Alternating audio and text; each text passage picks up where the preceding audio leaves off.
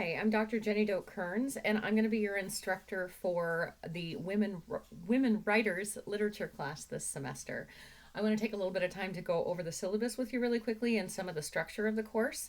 And most weeks I'll have a video like this that you'll link to get, if any of the assignments need a little bit of further explanation.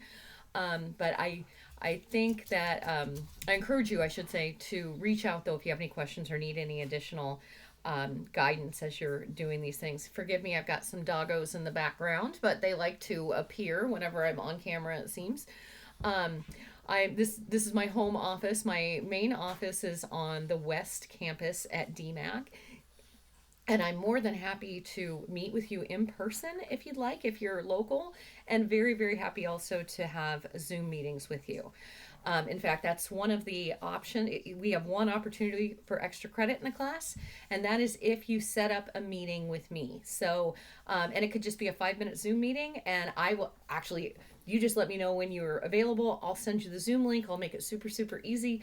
But I've started doing that in my online classes this last year, and it really, really has made a difference. It's so hard sometimes to connect with the instructor and the students in these online classes. So please take me up on the offer and have a quick meeting. It's always easier to chat.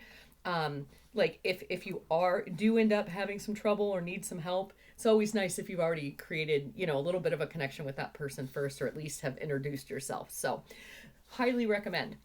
So I'm in Canvas right now, and I'm just going to look over the main structure of the course, starting with the syllabus. And one of your assignments this week is to actually take some time and read through the entire syllabus. I'm going to highlight a couple of things, but you are responsible for any of the information that is included there. And the other thing nice with the syllabus is that also lets you know what you can expect from me. And I have to make sure that I adhere to the same things that I list out in the syllabus as well. So it's a nice contract between student and teacher as far as what the expectations are and trying to be as clear as possible. At the beginning of the syllabus, you'll see my contact information. Like I said, you're welcome to email. You're welcome to reach out by phone if you'd like. Honestly, email's often best because if I'm not in my office, I won't get that phone call for quite a while. Shooting me a quick email is pretty good. You should hear back from me during a weekday within 24 hours. A weekend, it might take a little longer, but definitely the next business day at the latest. Please notice that it lists all of the course competencies at the beginning of the syllabus, and then some of the outcomes that they, like the critical thinking skills and all those good things that you will learn as we examine these different pieces of literature this semester. This is an 8-week course. It's really, really important to keep that in mind. And it is a 3-credit course that is being delivered in 8 weeks. So that means it is like taking 2 3-credit courses at the same time. The amount of work, when I teach this in a full semester, the amount of work is exactly the same. So it will move very fast, and it's going to be extremely important that you adhere to deadlines and make sure you're on top of the work that's coming out each week. So normally, each module or each week's work will come out on a Wednesday, and generally most of the work is due then the following Tuesday night. I went ahead and made everything available because I didn't want you to have your first day of the semester and say, I can't find my class. It's here. So you have a couple of extra days on this first week's work that you'll have access to it. But normally each Wednesday a new module will come out with your work for that week. One thing to keep in mind, I know a lot of students in Canvas like to use the to-do list to determine what work they have coming up. That's super helpful, and you always want to take a look at that. But just note that your real to-do list is definitely the list of assignments that's listed in each module each week, because there are a couple of things that for some reason in Canvas, they just don't add to that to-do list that you often see. So make sure that as you go into the module each week, that is your guide for what needs to be completed that week. One of the things in the first week is I do have a discussion board where you will go in and make an initial post by the 18th, and then you have until the 21st to reply to that. So that's a really good example of, well, I say most, and I mean like 95% of the items that you'll do will be due the following Tuesday after, they're released on Wednesday, you have the week and due at midnight on the next Tuesday. But there are every once in a while little things like that, maybe two-step items that we have to have something that's due in the middle of the week and then something that's due at the normal time. So just be aware of that. For this course, you'll be reading Daring Greatly by Brene Brown, A Mercy by Toni Morrison, The Handmaid's Tale by Atwood, and Educated by Westover. So as you go through, you'll see that we'll do different things. Oh, there's a cat. Excuse me. Sorry about that. You'll see that we'll do different things with each of these. There are a few of them that I'm going to recommend that you start reading very, very early. Like, for instance, this week, the main author that we're going to look at is Native American writer Zikala Zah, who was writing at the end of the 1800s into early 1900s, and writes about her experience being educated in white schools and then trying to rejoin her culture. And it actually is really interesting because we're starting the course with the examination of that person's educational experience and how it changed them and how it changed how they interacted with their world.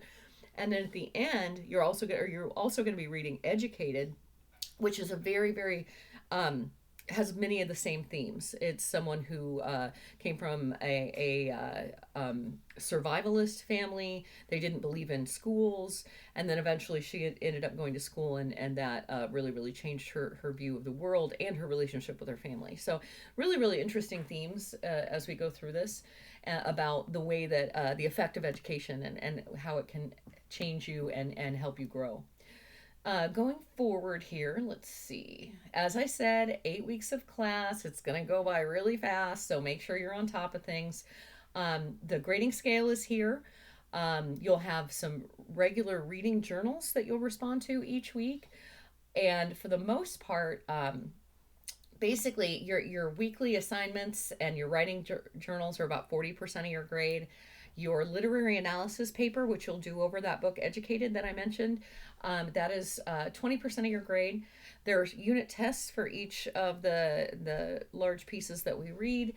That's 30%, and the final consists of 10% of the grade. So just kind of to give you an idea. And you'll see I have laid out there, it's a standard ABCD grading scale, and it shows you where those cutoffs are for those different things. Again, classroom conduct, clearly we're online, but I just reiterating that idea that it's going to be really, really fast paced and you're going to need to make sure that you're staying on top of it. Another thing too is the use of MLA is required in this course for all of the assignments that you'll turn in. So that would be paper formatting, font size, spacing, all that good stuff like that. But then also as we get into the more complex assignments, that'll also cover like your citation style and different things like that as well. So just so you know. And then, let's see here. So late work, that is something I got with some of my other instructor friends, and we were having a discussion about what a good way to handle this. And especially in these fast course classes, have I mentioned it's fast paced? I told you it really would be. Late work can be a major problem. Not only is it hard for you to stay, you get behind, it's hard, then you're doing everything that you were supposed to be doing before and everything that you're still doing that's being assigned at the time. So we want to really, really avoid getting you in that situation. Basically your weekly classwork, that would be like your journal assignments, things like that. They can be turned in late, but you will only get 50% credit. And these will be accepted up to 2 weeks late during the course. So at the end of the course, it's the end of the course, and that is that way. But just so you know, you could go back, like say you did get behind or you realize you missed something, you could go back and do that for partial credit. The major papers and the unit tests can be turned in for only 5 days. So up to 5 days late, and each day you will lose 10% of that grade. So if you turn it in on that 5th day, the most that you could get, if you got 100%, you would just get, you would, out of 100, you would get 50 points would be the most that you could have. But again, I will grade the paper, and then at that point 10% would be taken from it after that. The one exception to that is the final. The final is due on the 11th of March, and that's it. It's a hard cutoff because, like I said, the semester ends at that time and grades are due within a day or two. So there's just not any leeway right there, as far as getting the end of the course work turned in. Um, let me see. Another note is the use of AI is not permitted in the class for class content. It might be something if I know there's so many different ways to use AI, and I know it can be really, really useful in a lot of ways. But it's incredibly important that the work that you create and submit is your own, and it is your own original work, and you're having that experience of processing this and making meaning from it. So please make sure that you are not plagiarizing using AI.